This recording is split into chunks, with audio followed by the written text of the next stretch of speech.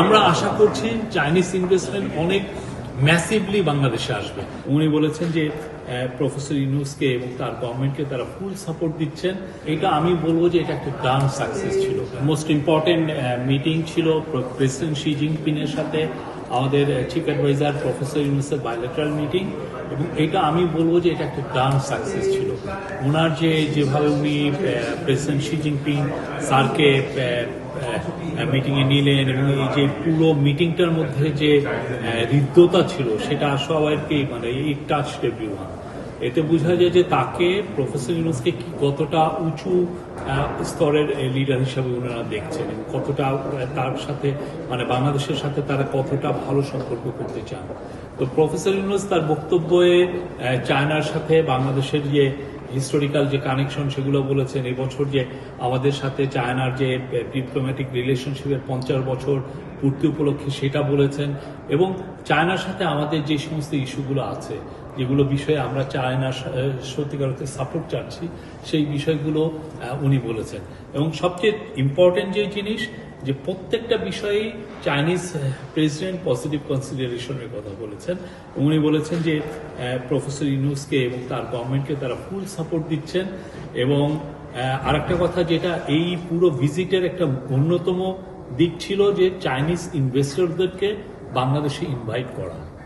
Professor Yunus এটা বলছিলেন, যেখানে আপনি গোয়া ফোরামে আপনি দেখেছেন যে কালকে উনি এটা বলেছেন, আজকে উনি এই কথাটা আবার বলেছেন মিটিংয়ে।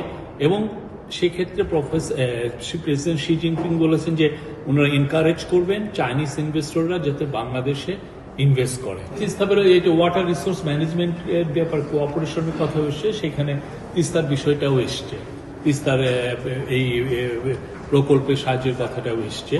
তো আমরা আশা করছি যে বাংলাদেশের সাথে চায়নার যে সম্পর্ক এটা সামনে আরো আমরা যে একটা নতুন স্কেলে যাবে, নতুন অধ্যায় সূচিত হবে।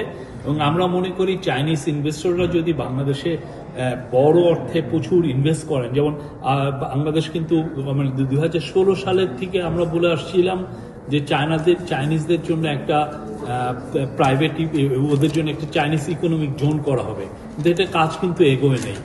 কি কারণে এগোয় নেই আমরা জানি না, বাট এই আমাদের গভর্নমেন্ট আসার পরেই খুব দ্রুত চাইনিজ ইকোনমিক জোনের কাজ হচ্ছে এবং by this year end of this year এটা দ্রুত কাজ শুরু হবে।